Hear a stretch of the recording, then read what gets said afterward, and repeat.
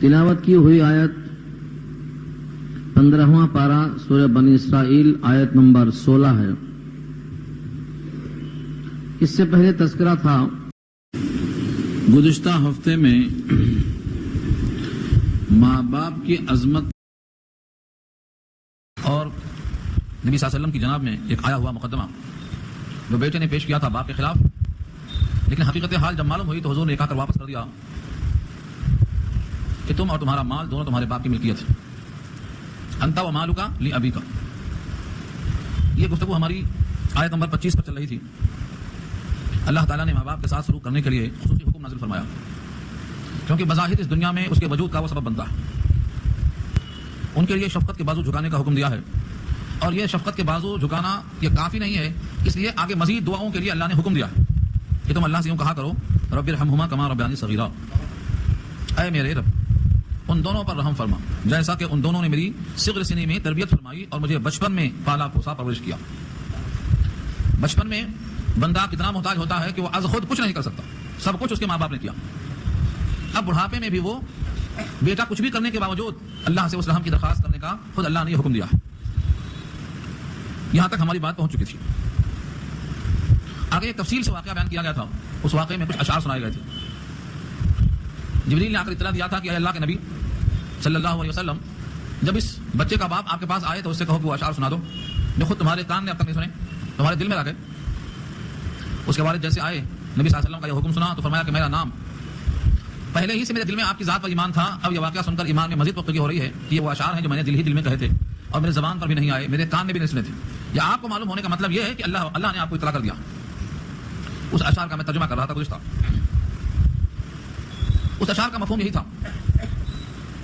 جب بیٹے نے بغاوت کی اور اپنے مال کو بخیلی کے ساتھ پیش کیا تو دل میں باپ کے یہ خیال آیا کہ تم کو ہم نے پالا پوسا بڑا کیا، جب تم بیمار ہوتے تو تمہاری تیمارداری میں رات کو جگتے اور ایسا لگتا کہ وہ بیماری تم کو نہیں ہے، خود ہم کو لگ گئی ہے۔ اس کے بعد تمہاری تکلیفوں کو دور کرنے کی ہر کوشش کرتے، اللہ سے تمہاری حیات کی دعائیں کرتے۔ اب تمہارا جب شباب آیا تو تم نے یہ شروع کیا کہ تمام امیدوں پانی پھیر دیا۔ اگر تم سے یہ نہیں ہو سکتا کہ باپ کی عظمت کو سمجھ کر باپ کے لیے خدمت کرتے تو کم سے کم ایک پڑوسی سمجھ کر جو پڑوسی کا حق ہوتا ہے اتنا کم سے کم ادا کرتے۔ اس قسم کے وہ الفاظ تھے اشعار میں جو تفصیل سے نقل کیا ہے حماسہ نے۔ نبی صلی اللہ علیہ وسلم نے کہا کر فرمایا ہاں بات یہ ہے، ایسا ہے۔ غریبان پکڑا اور کہا تم اور تمہارا مال سب تمہارے باپ کی ملکیت ہے، کیونکہ اصول اور دستور یہ ہے کہ جب غلام کچھ کماتا ہے تو اس کی کمائی مالک کی ملکیت میں منتقل ہوتی ہے، کیونکہ خود وہ خادم خود وہ مملوک ہے۔ ایسے ہی جو بیٹا کماتا ہے، چونکہ بیٹا خود باپ کی ملکیت ہے اس لیے اس کی کمائی بھی باپ کی کمائی ہے۔ اور اللہ نے اولاد کو قسم میں شمار کیا ہے۔ تبت یدا میں آپ نے سنا ہوگا ما اغنى عنہ مالہ وما کسب، اس کا مال اس کے کام میں نہیں آیا اور جو اس نے کمایا یعنی اولاد، تو ما کسب میں اولاد داخل۔ جب اولاد خود ہمارا مقصوبہ مال ہے تو اس نے جو کچھ کمایا ہے وہ گویا مملوک نے کمایا ہے، سب باپ کی ملکیت میں ہے۔ یہ کہا کر حضور نے ان کو واپس بھیج دیا۔ لیکن کبھی کبھی ایسا ہوتا ہے ماں باپ ان پڑھ ہوتے ہیں، ضدی ہوتے ہیں، حق ان کے سامنے نہیں ہوتا، وہ خود باطل پر چلتے ہیں۔ جیسے ابراہیم کے والد محترم باطل پر چلتے تھے۔ آج بھی بہت سے مسلمان ایسے ہیں جو شریعت پر چلنا چاہتے ہیں، لیکن ان کے ماں باپ نے چونکہ اسلام کو باقاعدہ نہیں پڑھا، ان کا ذہن نہیں بنا، لہذا وہ اپنے اولاد کو مجبور کرتے ہیں غیر اسلامی عمل پر۔ ابھی تم چھوٹے ہو، داڑھی کیوں رکھتے ہو، بات رکھ لینا بیٹا، چھیل دو، داڑھی چھیلنے کی ترغیب دے رہے ہیں۔ ابھی تم بوڑھے تھوڑے ہو گئے ہو، ابھی پینٹ شرٹ پہنو، کرتا بازے پہن لینا۔ اس قسم کی جو نصیحتیں ہیں ماں باپ کی اسلام کے خلاف، اگر بیٹا یہاں باپ کی بات نہیں مانتا ہے تو شکنی ہوتی ہے۔ ایسے میں کیا تمہارا حکم ہے؟ اللہ تعالیٰ نے اگلی آیت میں اس کو واضح کر دیا ہے، رب کریم نے چھوڑا نہیں اس کو۔ ربکم اعلم بما فی نفوسکم، تمہارا رب بہترین جانتا ہے، تم سے زیادہ جانتا ہے اس چیز کو جو تمہارے معافی ضمیر میں ہے، تمہارے دیوں میں۔ ان تکونوا صالحین، اگر تم صالح ہو، نیک ہو، اور اس نیکی پر چلنے کی بنیاد پر تم نے ماں باپ کی خلاف ورزی کی ہے، فإنہ کان للأوابین غفورا، تو بے شک وہ غفور ہے کس کے لیے؟ اوابین کے لیے۔ اواب کے معنی اللہ کی طرف رجوع ہونے والا۔ اللہ کی طرف رجوع ہونے کی بنیاد پر اس نے ماں باپ کی خلاف ورزی کی ہے، دل میں صالحیت ہے، ماں باپ کو تکلیف دینا اس کے ارادے میں داخل نہیں ہے، تو ایسے اوابین کے لیے اللہ غفور الرحیم ہے۔ یہ اشارہ ہے صاف کہ تمہارے دل کا ارادہ، تمہاری نیت، تمہارا اخلاص اگر واقعتاً اسلام پر چل کر اللہ کو راضی کرنا ہے اور ان کی بے عملی اور بے علمی تمہارے سامنے آتی ہے اور تم اس کی بنیاد پر ان کی خلاف ورزی کرتے ہو تو یہ مخالفت بندے کی نہیں کہی جائے گی بلکہ یہ مطابقت کہی جائے گی اللہ کی۔ چنانچہ حضرت ابراہیم نے اپنے باپ کی مخالفت کی۔ باپ نے کہا تھا اس بتوں کے خلاف مت کہو، انہیں گھر سے نکال دوں گا۔ انہوں نے کہا قال سلام علیک، تم پر سلام، میں چلا، تم نکالنے کی نوبت نہیں آئے گی، میں بھی چلا جا رہا ہوں۔ چلے گئے، گھر چھوڑ دیا، وطن چھوڑ دیا۔ کیوں چھوڑ دیا؟ کیونکہ باپ کی روش صحیح نہیں تھی، شرک پر تھی، بت پرستی پر تھی۔ تو اصول کیا نکلا؟ جہاں جہاں اللہ کی مخالفت ہو، جہاں جہاں رسول اللہ کی مخالفت ہو، جہاں جہاں قرآن کی مخالفت ہو، جہاں جہاں اسلام کی مخالفت ہو، وہاں کسی کی اطاعت نہیں کی جائے گی، اللہ کا حکم پورا کیا جائے گا۔ پھر بھی ماں باپ سے حسن سلوک کیا جائے گا، اس مخالفت کی بنیاد پر دل میں نفرت نہیں آئے گی، ان کی صحبت میں رہ کر ان کی مطابقت کی جائے گی، لیکن جہاں جہاں انہوں نے مخالفت کی ہے شریعت کی، وہاں ان کی بات نہیں مانی جائے گی۔ ربکم اعلم بما فی نفوسکم، تمہارا رب خوب جانتا ہے جو تمہارے جیوں میں ہے، تمہارے ما فی الضمیر میں ہے۔ اگر تم سعادت مند ہو، صالح ہو، نیک ہو، تو توبہ کرنے والوں کی خطا معاف کر دیتا ہے۔ پہلا حق یہاں ماں باپ کا بیان کیا گیا، اب ماں باپ کے بعد ساری قرابتوں کا تذکرہ آئے گا ایک اجمالی انداز میں۔ وآت ذی القربى حقہ، اور دے دو قرابت دار کو اس کا حق، مالی یا غیر مالی۔ مالی سے مراد اگر وہ مستحق زکات ہے تو اس کو مقدم کرو، اگر بیمار ہے تو اس کی عیادت پہلے کرو، اگر وہ معاشی طور پر تمہاری کفالت کا حقدار ہے تو اس کی کفالت قبول کرو، اگر سماجی لحاظ سے وہ دبا ہوا کچلا ہوا ہے تو اس کو اٹھا کر لاؤ۔ وآت ذی القربى، اور دے دو قرابت دار کو حقہ، اس کا حق۔ قرابت دار کا حق ہے کیا؟ قرابت دار کے حقوق، بلکہ ہم کو تو چاہیے ہم اللہ سے لے کر اپنے جان کا حق جانیں۔ اللہ کا حقوق بندوں پر کیا ہے، قرآن کا حقوق بندوں پر کیا ہے، رسول اللہ کے حقوق بندوں پر کیا ہے، علماء کے حقوق بندوں پر کیا ہیں، ائمہ کے حقوق بندوں پر کیا ہیں، صحابہ کے حقوق بندوں پر کیا ہیں، کس کے کیا حقوق ہیں یہ جاننا ضروری ہے، ورنہ ادائیگی نہیں ہو سکتی۔ نظر احمد صاحب کی کتاب بہت موجود ہے، ہر ایک کے حقوق جمع کر دیا ہے، ہمارے حقوق ہمارے فرائض، جو کسی کے فرائض ہیں وہ کسی کے حقوق ہیں، یعنی ایک کی ڈیوٹی ہے تو دوسرے کا وہ حق بنتا ہے۔ جو ماں باپ کی ڈیوٹی ہے وہ بچے کا حق ہے، جو بچے کی ڈیوٹی ہے وہ ماں باپ کا حق ہے، جو بیوی کا حق ہے وہ شوہر کی ڈیوٹی ہے، جو شوہر کی ڈیوٹی ہے وہ بیوی کا حق ہے۔ اس طرح سے ہم باہم مربوط ہیں۔ اللہ کا حق کیا ہے، ہر ایک کے حق دینا پڑے گا، اور حق جاننا ضروری ہے دینے کے لیے، اسی لیے کہا گیا ہے کہ ہر آدمی کو چاہیے کہ جن جن کا حق ہے وہ پہلے جان لے۔ حضرت عمر فاروق دکان کھولنے سے روکتے تھے جب تک گراہک کے حق نہ معلوم ہو جائیں۔ گراہک کا کیا حق ہے بیچنے والے پر، صحیح صحیح تولے، جھوٹ کے بغیر دے اور دھوکہ دھڑی نہ کرے، اس کے بغیر دکان کھولنے سے منع کیا۔ تو ہر قرابت دار کو حق دینا ہے۔ اب قرابت دار کیسا ہے، اس کی نوعیت الگ الگ ہے۔ قرابت قربت کے معنی آتے ہیں جس سے ہمارا تعلق ہو، تعلق ہمارا آدم سے شروع ہوا ہے، ہم بھائی ہے، تو ہر ایک کا حق نہیں کر سکتے نا، اس لیے قرابت طرف ہے جو قریبی رشتہ دار ہو، جیسے ماں باپ کا ذکر پہلے آیا، اب ان سے جو تعلق ہو جیسے بہن اور بھائی کا رشتہ آیا، ان سے اور قریب ہے بھتیجے بھانجے کا تذکرہ آیا، ایسے الاقرب فالاقرب، جو جتنا قریب ہے اس کے حقوق کو مقدم کیا ہے اللہ نے۔ قرابت داروں کو ان کا حق دے دو، والمسکین، اور مسکین کو اس کا حق دے دو۔ مسکین کا حق کیا ہے؟ مسکین کہتے ہیں جو حرکت نہ کر سکے، پڑا ہو، اور مسکین ذامت ربا سورہ برد میں کہا اللہ نے، ایسا مسکین جو مٹی پہ پڑا ہوا ہے، حرکت ہی نہیں کر سکتا ہے، اس کو اس قابل بناؤ کہ وہ حرکت کرنے کے لائق ہو جائے، اسے کھلاؤ پلاؤ، پہناؤ، بیمار ہے تو علاج کراؤ۔ مسکین کا حق ہے یہ، مسکین جس کے پاس کچھ نہ ہو۔ ومن السبیل، اور مسافروں کو اس کا حق دے دو۔ مسافر کا کیا حق ہے؟ رات ہو گئی، سفر میں سواریوں سے محروم ہو گیا، چوری ہو گئی، کوئی حادثہ پیش آ گیا، اس کے ٹھکانے کے لیے، رہنے سہنے کے لیے، کھانے پینے کے واسطے انتظام کرو، چاہے وہ مسافر کتنا ہی مالدار اپنے گھر میں ہو، یہاں وہ زکات کی رقم سے بھی مستفید ہو سکتا ہے۔ مسکین کو، مسافر کو نبی صلی اللہ علیہ وسلم کا صریح حکم یہ ہے کہ جو اللہ رسول پر ایمان رکھتا ہے اس پر لازم ہے کہ مہمان کا اکرام کرے، جو بھی گھر پہ آ جائے وہ مہمان ہوتا ہے، رشتے میں لگنا شرط نہیں ہے، رشتہ تو لگ چکا ہے، وہ آدم کی اولاد میں ہے، تم بھی آدم کی اولاد میں ہے، وہ بھی نبی زادہ تم بھی نبی زادے، وہ بھی انسان تم بھی انسان، یہ رشتہ بہت بڑا ہے کیونکہ ساری مخلوق اللہ کا کنبہ، الخلق عیال اللہ، لہذا رشتہ تو ہے پہلے سے کہ وہ اللہ کا کنبہ ہے، اور وہ راستے میں پریشان حال ہے، لہذا اس کے ساتھ اس نے سلوک کرنا ہے، کھلانا پلانا ہے، رہائش کا موقع دینا ہے۔ لوگ سمجھتے ہیں کہ تو کباب میں ہڈی آ گیا، مشکل ہے، کہاں سلائیں، کہاں بٹھائیں، کہاں لٹائیں، حرج پیدا ہوتا ہے، اس حرج پر تو ہی ثواب ملے گا، وہی تو اطاعت ہے۔ اگر آپ کی خواہش کے مطابق ہو، تکلیف ہی نہ ہو تو ثواب کس کا ملے گا؟ مشقت پر تو ہی ملے گا۔ فرمایا نبی صلی اللہ علیہ وسلم نے، ہم نے جہنم کو گھیر دیا ہے خواہشات سے اور جنت کو گھیر دیا ہے ناگوار چیزوں سے، تو جنت میں جانا ہے تو ناگوار شے کو برداشت کرنا ہے۔ حفت النار بالشہوات، حفت الجنہ بالمکارہ، تو ناگوار چیز پیش آئی ہے کہ ایک آدمی کھانا کھا گیا، اب اسے ہاتھ دھلاؤ، کھانا کھلاؤ، بھیگا ہوا ہے تو کپڑے بدلواؤ، بھوکا ہے تو کھانا کھلاؤ، سونے کا انتظام کرو، سواری خرچ نہیں سواری خرچ کا انتظام کرو، یہ سب مسکینوں کے حقوق، مسافروں کے حقوق ہیں۔ ولا تبذر تبذیرا، تبذر بے موقع مال اڑانے کو تبذیر کہتے ہیں۔ ولا تبذر، اور مت اڑاؤ، تبذیرا بے موقع مال اڑانا، تبذیرا تاکید کے لیے آیا، ولا تبذر تبذیرا، مت اڑاؤ بے جا اڑانا۔ دو لفظ قرآن کریم میں کثرت سے آئے ہیں، ایک تبذیر اور ایک اسراف۔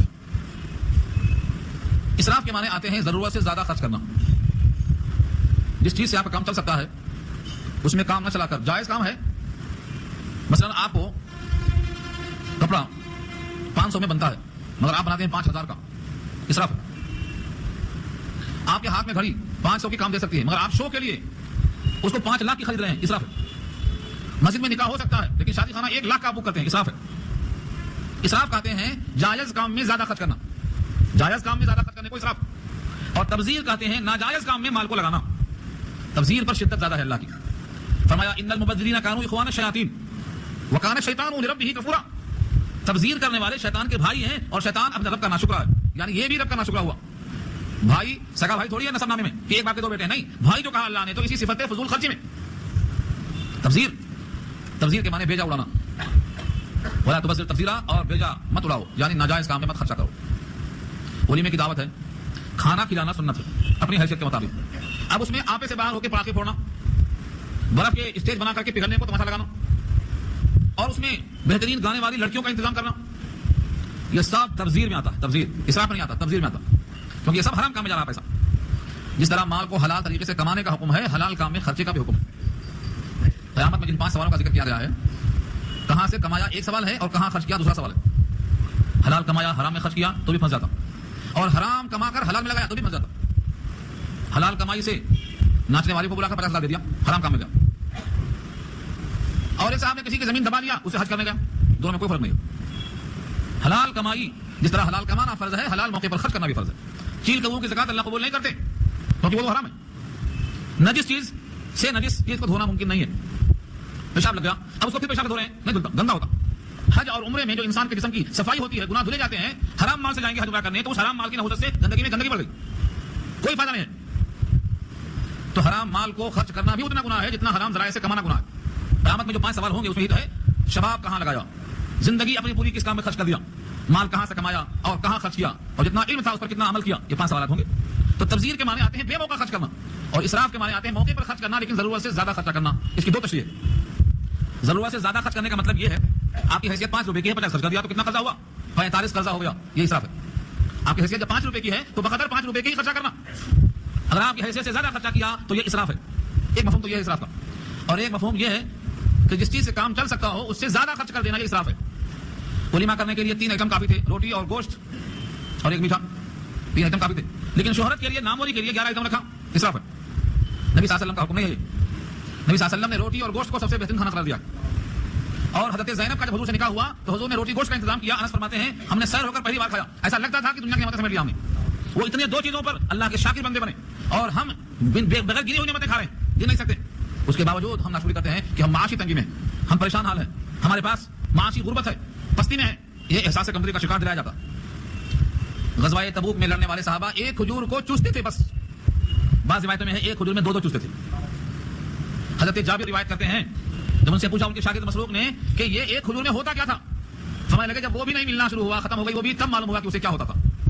نعمت کی قدر تو بعد میں ہوتی ہے، باپ نے کیا کیا پوچھتے، جب باپ مر جاتا ہے تو سمجھ میں آتا ہے کہ کیا کیا باپ نے، جب تک وہ رہتا ہے قدر نہیں ہوتی ہے۔ قدر نعمت بعد زوال کہا، اما گھر میں بوڑھی ہے کچھ نہیں کرتی، لیکن جب نہیں ہوگی تب معلوم ہوگا، کیونکہ اصل حضور کا ارشاد یہ ہے تم جن کو بوجھ سمجھتے ہو تم کو کھانا ان کے طفیل ملتا، انما ترزقون بضعفائکم، تم کو جو رزق ملتا ہے تمہارے کمزوروں کے طفیل ملتا ہے۔ تاکہ بچے بہت ہیں یا بوجھ ہے، نہیں، ان بچوں کی مقدر سے تم کو مل رہا، بوڑھے ماں باپ ہیں ان کے طفیل میں تم کو ملتا ہے، ایک بیمار پڑا ہوا ہے اس کی پریشانی لگی اس کی طفیل میں تم کو ملتا ہے۔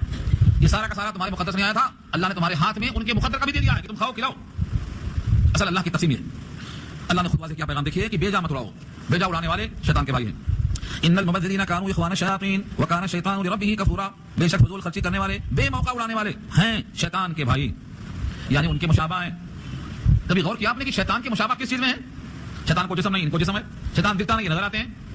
شیطان تو سراپا آگ سے بنا ہے، یہ تو مٹی سے بنے ہیں، مشابہ کس چیز میں ہے؟ کس چیز میں مشابہت ہے؟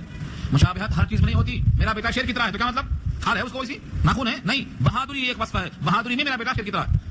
تو یہاں بتاؤ کہ فضول خرچی، بیجا اڑانے والے شیطان کے بھائی کس چیز میں؟ اللہ نے خود فرما دیا آگے وکان الشیطان، اور ہے ان شیطان لربہ کفورا، اپنے رب کا ناشکرا۔ ناشکرا کو کفورا کہا ہے، اور کفورا کی تعریف سورہ عادیات میں ہم نے کر دیا ہے کہ نعمت یاد ہو، نعمت دینے والا یاد نہ رہے، ناشکری ہے۔ نعمت کو نعمت دینے والے کی مرضی کے خلاف استعمال ہو، ناشکری ہے۔ نعمتوں پر فخر کرے لیکن نعمت دینے والے نے کبھی اگر مصیبت ڈال دی تو شکوہ شروع کر دے، ناشکری ہے۔ جس اللہ نے ہمیشہ مرضی کے موافق دیا ہے، اگر ایک وقت مرضی کے خلاف دے دیا تو صبر کر لو۔ آج ایک وقت کھانا مرضی کے خلاف آ گیا تو بیوی کی ایسی کی تیسی ہو جاتی، نمک کیسے ہو گیا، مرچی کیسے ہو گئی، فلاں کیا ہو گیا، ٹھیکا کیا ہو گیا۔ جس نے ہمیشہ مرضی کے مطابق کھلایا ہے، اگر ایک وقت مرضی کے خلاف ہو گیا ہے تو شکوہ نہیں کرنا، ورنہ ناشکری کا الزام لگ جائے گا۔ تو شیطان ناشکرا ہے۔ شیطان کو اللہ نے صلاحیت دی تھی، فرشتوں کے ساتھ رکھا تھا، تعلیم کے مواقع فراہم کیے تھے، اور آخری طور پر وکیلوں سے اچھا دماغ دیا تھا۔ وکیل صاحب کیا کریں گے؟ استدلال جیسے کیا تھا استدلال، آدم مٹی سے ہیں، مٹی میں پستی ہے، میں آگ سے ہوں، آگ میں طرف ہے، مٹی کو اوپر اٹھا لو نیچے آتی ہے، مجھ کو نیچے جلاؤ تو میں اوپر جاتا ہوں، یہ سب استدلال کر کے بولتا ہے آدم سجدہ مجھے کریں، میں سجدہ کو نہیں کر سکتا۔ یہ عقلی استدلال کا طریقہ، یہ قوت کلام شیطان کو دیا اللہ نے، تو شیطان نے اللہ ہی کے خلاف استعمال کر دیا اس چیز کو، اور کہا ہم سے وہ کمتر ہیں، ہم آدم کو سجدہ نہیں کر سکتے، اپنی صلاحیت کو دینے والے کے خلاف استعمال کر دیا۔ یہ جو فضول خرچی کرتا ہے، بیجا خرچ کرتا ہے، یہ مال دینے والے کے خلاف استعمال کرتا ہے۔ اللہ نے کہا اپنے مال کو ناجائز کام میں خرچہ نہیں کرنا، یہ ناجائز کام میں خرچہ کر دیا، جہاں جہاں اللہ نے کہا تھا خرچہ نہیں کرنا وہاں خرچہ کر دیا. تو شیطان کو عقل دیا تھا, اس نے غلط موقع پر استعمال کیا. اس کو مال دیا تھا, مال کو اس نے بے موقع اڑا دیا, تو دونوں مال کو صلاحیت کو بے موقع اڑانے میں بھائی ہو گئے. یہ ہے تشبیہ کی وجہ. اب مجھے بتاؤ دل پہ ہاتھ رکھ کے, پیسہ اگر ہے تو بیجا خرچ کریں گے یا موقع پر خرچ کریں گے؟ گھر کے سامنے بیوہ ہے, اس پہ خرچہ کریں گے تو کون دیکھے گا؟ ولیمے میں ناچنے والی جب آئے گی تو پورا محلہ دیکھے گا, واہ کرے گا. تو یہ شان و شوکت کے واسطے پیسہ خرچ کرنے میں آسانی آتی ہے. اس کو ریاکاری کہتے ہیں, دکھاوا کہتے ہیں. اللہ نے کہا من سمع ثم اللہ, جو ریاکاری کرے گا اللہ بھی اس کے ساتھ ریاکاری کا عمل کریں گے. جب قیامت میں آئے گا بہت سی نیکیاں لے کر, تو اللہ کہیں گے تیری نیکیوں پر تو کوئی ثواب نہیں ہے. انہوں نے نماز پڑھی دکھاوے کی, خرچہ کیا دکھاوے کا, صدقہ دیا دکھاوے کا, کپڑا دکھا دکھاوے کا, رمضان میں خیرات بانٹی دکھاوے کی صورت کی. تیرا میرے پاس کچھ بھی نہیں ہے. جن کو دکھا کر خود کیا تھا ان سے مانگ لے, کیا ہوگا؟ ماسٹر میں شیخ آئے تو اعمال ندارت, جس مال کے تاجر تھے وہی مال ندارت, خوب ثواب لائے تھے لیکن دکھا کر دوسروں کو لائے تھے. اللہ نے کہا واپس ان سے مانگ لو. تو قیامت میں یہ ہونے والا. اس لیے جتنے مالدار لوگ ہیں ان کو دین کی ضرورت زیادہ ہے غریب کے مقابلے میں. لوگ سمجھتے نہیں. مدرسے میں پڑھنے والے حافظ قرآن پورے غریب, عالم بننے والے پورے غریب, مفتی بننے والے پورے غریب. مالداروں کے بیٹے قرآن کے قابل نہیں پیدا ہوتے, قرآن کے قابل ان کے بیٹے نہیں پیدا ہوتے, یا اللہ نے ان کے بیٹوں کو قرآن لائق نہیں بنایا. بری شکل پورے کے پورے معروف, بڑی مشکل سے نازلہ پڑھنے کے بجائے. سوچو, مالدار آدمی کو تو اعمال کا حساب بھی دینا ہے, مال کا بھی حساب دینا ہے, اور غریب آدمی کو صرف اعمال کا حساب دینا ہے, مال کا حساب دینا ہی نہیں. تو دین کو ضرورت کس کو زیادہ ہے؟ تو فضول خرچی کرنا, بے موقع اڑانا, یہ ایسا وصف ہے کہ اللہ کو یہ پسند نہیں ہے. امام بخاری کے استاد سفیان ثوری وہ کہتے ہیں بیجا فضول خرچی کرنے والا, بے موقع اڑانے والا, سمجھ لو کہ اس نے حرام ضرور شامل کیا ہے, کیونکہ حلال میں بے موقع اڑانے کی گنجائش ہی نہیں ہوتی.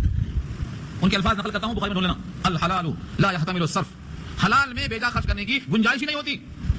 دھوکہ دڑی کے بغیر کمایا, چوری کے بغیر کمایا, جھوٹ کے بغیر کمایا, غصب کے بغیر کمایا, حلال طریقے سے کمایا, خریدنے والے کو دھوکہ دیے بغیر عیب بتا کر بیچا, ایسے شخص کا تو گھر چلنا مشکل ہوتا ہے. فضول خرچی کہاں سے کرے گا؟ یہ سفیان ثوری کہتے ہیں, امام بخاری کے استاد ہے, بخاری نے ان کی رائے نقل کیا انہوں نے. الحلال لا يحتمل الصرف, اگر کوئی فضول خرچی بے موقع خرچ کرتا ہے تو یقیناً اس میں حرام کمائی شامل ہے. اب بھی کوئی سمجھتا ہے کہ قابل فخر ہے تو اس کی آنکھوں پر پٹی بندھی ہوئی, وہ کھلنے والی ہے پٹی جب فرشتے اس کی روح قبض کر لیں گے اور 4 آدمی چارپائی پر رکھ کر منتقل کر دیں گے دوسری کائنات میں, جب سمجھ میں آ جائے گا. اور وہ دور نہیں ہے, وہ آج کل تو بچوں کو بھی آنا شروع ہو گئی. پہلے موت بڈھوں کو آتی تھی سنا, مگر آج تو کوئی بھی تماشا نہیں ہے, بچے بوڑھے جوان کبھی بھی آ رہی ہے. کسی صاحب کے گھر میں کوئی عورت کا انتقال ہوا تو سب رو رہے ہیں کہ بھائی تو بڈھی ہو گئی تھی, کون رہے ہو, بہت بڑھی تھی وہ, تو اس کو مرنے اچھا ہوا نا. کہا اس کے مرنے پہ غم نہیں ہے, غم اس پر ہے کہ ملک الموت نے گھر دیکھ لیا ہے, اب کیا ہوتا.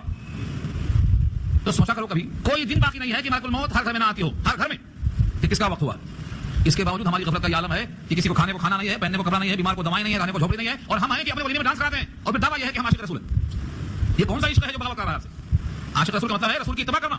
حضور نے 4 بیٹیوں کی شادی کی, زینب کی, رقیہ کی, ام کلثوم کی, فاطمہ کی. کس میں تھا باجا؟ ہے کوئی سیرت جاننے والا نبی کی؟ کس میں باجا تھا؟ اگر کسی کے پاس اب باجا ہے تو 4 نبی کی صاحبزادیوں کی مخالفت ہے کہ موافقت ہے؟ حضور نے کہا فاطمہ میرے جگر کا ٹکڑا ہے, مگر ان کی شادی میں باجا نہیں ہے. حضرت علی سے کہا ولیمہ کر دو. ولیمہ کے لیے کیا کیا انہوں نے؟ جنگل میں گئے, گھاس کاٹا, اذخر اس گھاس کا نام ہے. وہ سونار لوگ اپنے سونا پلانے میں کام کرتے تھے, وہ گھاس کاٹ کر کے بیچ کر کے ولیمہ کیا حضرت علی نے فاطمہ کا. وہاں تو یہ غربت کا عالم ہے, اور یہاں پر ہمارے پاس پیسے آ گئے تو سمجھتے ہیں کہ پورا مزہ ہے, جو چاہے کروں, میرا مال میری مرضی. یہ عقیدہ قوم شعیب کا تھا. قوم شعیب نے کہا تھا قالوا یا شعیب اصلاتک تأمرک ان نترک ما یعبد آباؤنا او ان نفعل فی اموالنا ما نشاء. سورہ ہود میں پڑھ لینا.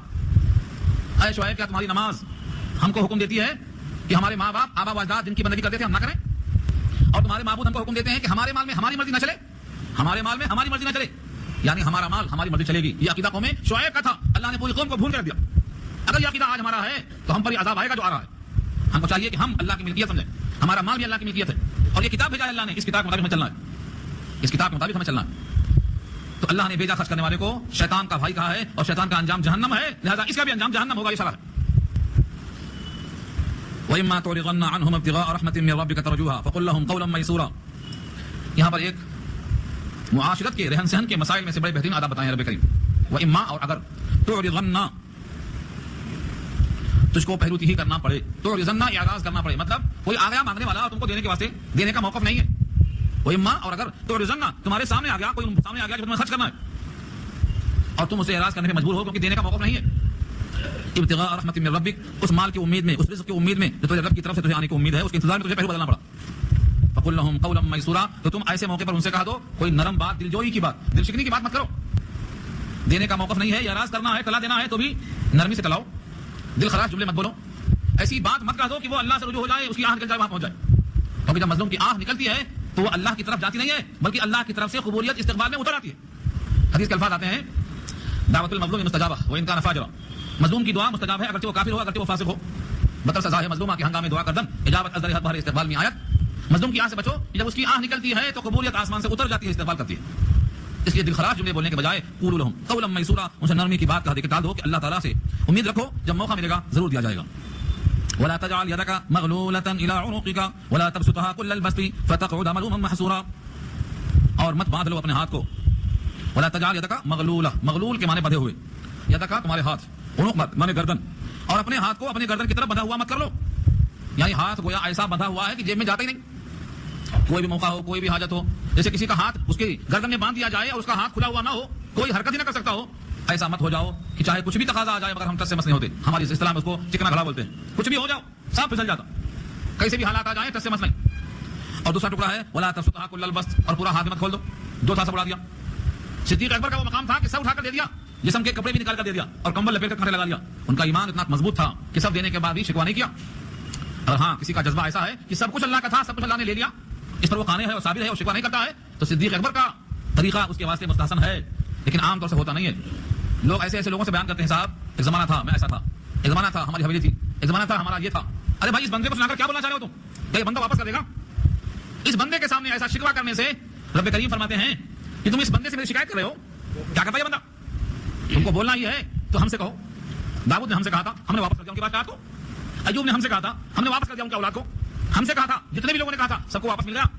اگر واقعی تم کو تکلیف ہے کہ ہم ایسے کب ایسے ہو گئے تو پھر شکوہ اللہ سے کرو، کیونکہ وہ قادر ہے پلٹ دینے پر. جن کے باغات جل گئے تھے انہوں نے اللہ سے دعا کی تو باغات واپس دیا اللہ نے. تو شکوہ ایسوں سے کرو جو واپس کرنے پر قادر ہو. شکوہ ایسوں سے کیوں کرتے ہو جہاں رسوائی بڑھ جاتی ہو؟ ایک اور تمہاری رسوائی پر گواہ بن گیا. اس لیے فرمایا کہ اگر کسی کا ایمان صدیق اکبر کی طرح مضبوط ہے، شکوہ نہ کرے کسی حال میں، تو پھر پورا ہاتھ کھول سکتا ہے. اللہ فرماتے ہیں پورا ہاتھ مت کھول دینا، ورنہ کیا ہوگا؟ فتقعد، تو بیٹھک لے لے گا. فتقعد مانے ورنہ تو بیٹھک لے لے گا تہی دست ہو کر. ملوم کے مانے الزام کھا کر، اور محصور کے مانے تھکا مادہ ہو کر. محصور تھکا مادہ، بالکل ہاتھ خالی ہو گیا، تہی دست ہو گیا، الزام خوردہ ہو کر اب بیٹھ جائے گا. اس طرح شکوہ نہیں کرنا. اس پر ایک واقعہ لکھا ہے اور عجیب و غریب واقعہ لکھا ہے. مفتی شفیع صاحب نے لکھا ہے معرفت القرآن میں اسی پر. نبی صلی اللہ علیہ وسلم کے جسم پر ایک کرتا تھا. ہمارے پاس کئی رکھے رہتے ہیں، وہاں رکھا ہوا نہیں تھا، جسم پر تھا وہی. کسی سائل نے تقاضا کیا کہ کپڑا دیجیے. حضور نے کہا بھیجا کہ سوائے میرے جسم پر جو کپڑا ہے اور دوسرا نہیں ہے. اس نے کہا وہی دے دیجیے. سائل کو جھڑنے کا حکم نہیں تھا، آپ نے وہی کرتا نکالا اور دے دیا. اذان ہوئی، اقامت ہوئی، آپ باہر نکلے ہی نہیں کیونکہ جسم پر کپڑا تھا ہی نہیں. جبریل امین نے آ کر یہ پیغام پہنچایا کہ پوری طرح ہاتھ کھول دینا، جس میں اس طرح سے تھکا مادہ ہو کر بیٹھ جانا پڑے، یہ اللہ کو پسند نہیں ہے. سخاوت کا یہ عالم تھا کہ جسم کے کپڑے بھی آپ نے دے دیا. اسی پر آیت نازل ہوئی ہے فتقعد ملوما محسورا کی. تو نبی کی سخاوت کا یہ عالم. بندوں میں اس چیز کو پیدا کرنے کی ضرورت ہے کہ تم کو بہرحال 3 کپڑوں میں ہی جانا ہے، سب چھوڑنا ہے. اٹیچی بھری ہو یا سورکیس بھرا ہو یا الماری بھری ہو، یہ تم کو لے کر جانے کا موقع نہیں ہے. اور مضبوطی کے بارے میں تو ویسے کرنے کی بات نہیں بھولنا.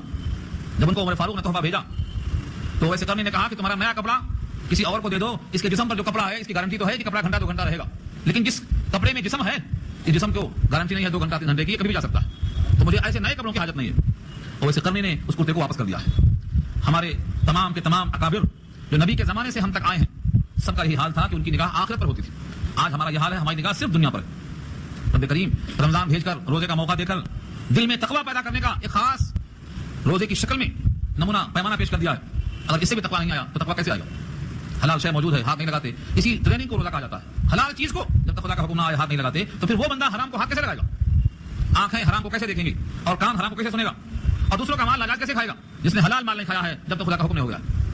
تو اس طریقے سے اللہ نے اس میں پیغام دیا ہے کہ تم اپنے ہاتھ کو گردن میں باندھ کر مت رکھ لو اور نہ پوری طرح کھول دو کہ تھکے ہارے ہو کر بیٹھ جاؤ. فتقعد، تم بیٹھ جاؤ گے تہی دست ہو کر اور الزام خوردہ ہو کر.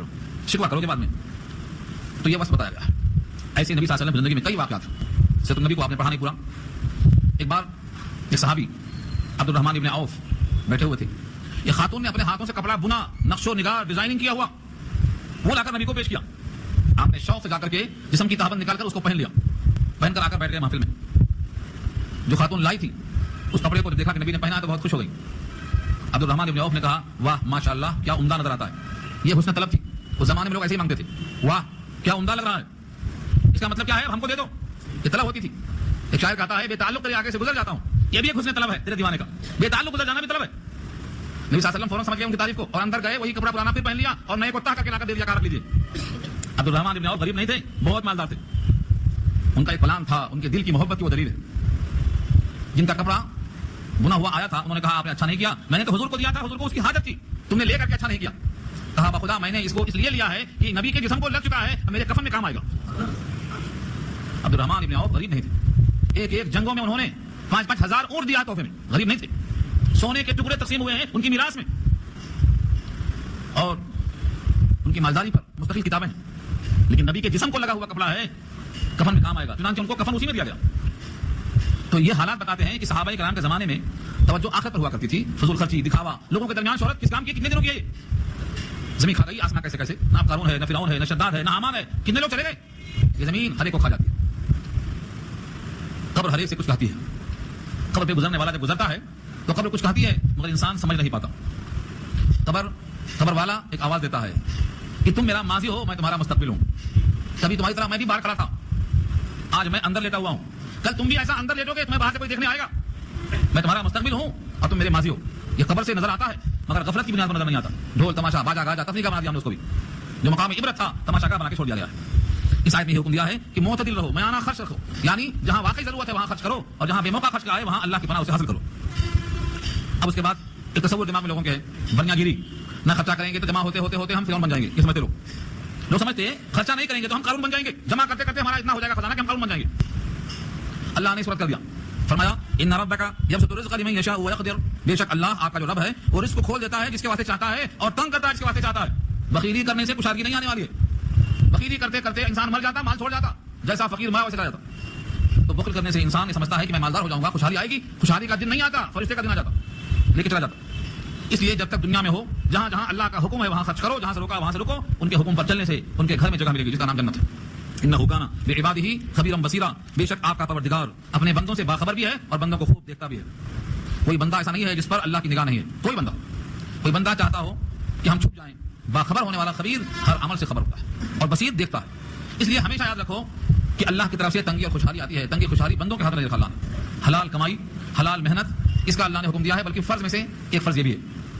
इक्तिसाबुल माल फरीजा कहा, माल को कमाना बहुत से फराइज में से एक फरीजा है, लेकिन इसमें भी इत्तिदाल होना। नमाज छोड़ के कमाएंगे बरकत नहीं होगी, रोजा छोड़ के कपड़ा सिलेंगे दर्जी को बरकत नहीं होगी।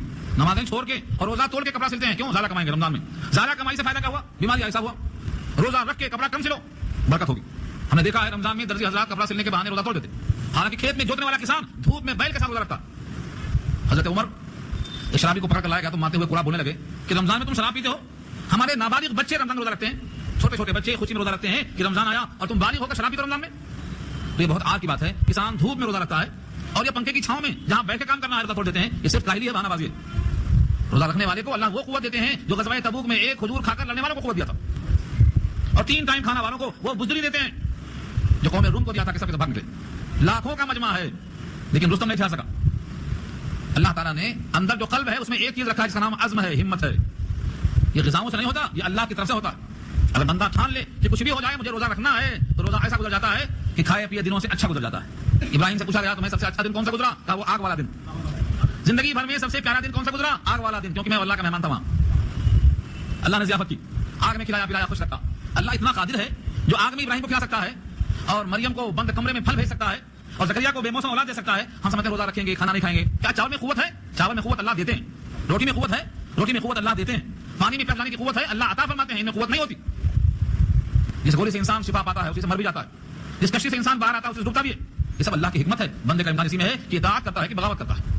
किसी चीज में बिज़ात कोई तासीर नहीं है, तासीर अल्लाह पैदा करते हैं। रात में नींद के जरिए से तकान को दूर करना ये अल्लाह पैदा करते हैं। कि बंदे को अगर रात समझ में आ गया कि हकीकी मुअस्सिर बिज़ात अल्लाह की है और वही हर चीज में तासीर पैदा करते हैं, तो फिर रोजा क्या चीज है, जान देने पर राजी हो जाएंगे। 313 निहत्ते 1000 मुसल्ला से लड़ने को तैयार है, क्योंकि जानते हैं हम जीतेंगे नहीं, जिताएंगे अल्लाह। चुनांचे अल्लाह के रसूल ने जब मिट्टी फेंका तो अल्लाह ने कहा ये मिट्टी आपके हाथ से है, मगर फेंका हमने, इसलिए हर एक तरफ चली गई, हर एक यहाँ पे पहुंच गई। तो बंदे को यही चीज सिखाना है। कुरान करीम का यही ज़हन है, यही ज़हन साजी कुरान करता है कि सब कुछ अल्लाह के कब्ज़े कुदरत में है। इन्नल अमर लिल्लाह, इन्नल मुल्क लिल्लाह, इन्नल हुक्म इल्ला लिल्लाह। हुक्म अल्लाह का, मिल्कियत अल्लाह की, जमीन आज़ा की, तुम्हारा वजूद अल्लाह का। रोजा ऐसी चीज नहीं है कि तुम ना रह सको। असहाबे कहफ को देखा होता आपने? असहाबे कहफ को देखा होता? कितने 100 साल रहे? 309 साल बगैर खाए जिंदा रहे। सूरह कहफ आ रही है इसके बाद। असहाबे कहफ को अल्लाह ने नींद में रखा। नींद में कितने 100 साल रखा? 309 साल रखा बगैर खाना खाए हुए। जो 309 साल रख सकता है बगैर खिलाए पिलाए, एक दिन में हार गई हिम्मत। याद दिलाओ अपने बच्चों को, अपने बड़ों को, दुनिया के किसी कारोबार में हो, किसी काम में हो, भरोसा अल्लाह पे करो और अल्लाह तुम्हारे जिस्म को ताकत देंगे। असल ताकत रूहानी है, जिस्मानी ताकत असल नहीं है। यहाँ से अब नया रुकू शुरू हो रहा है और इस नए रुकू में अहकामात बहुत हैं और बड़े अहम हैं। तकरीबन 14 अहकामात हैं जो तौरात में लिए गए थे। वो 14 के 14 अहकामात इस रुकू में इंशाल्लाह तफसील सारे हैं और सारे के सारे हमारे मुआशरत से, रहन सहन से, कारोबार से और रिहाइश गाहों से मुताल्लिक हैं। ये गुफ्तगू इंशाल्लाह आइंदा होगी। दुआ कर लीजिए।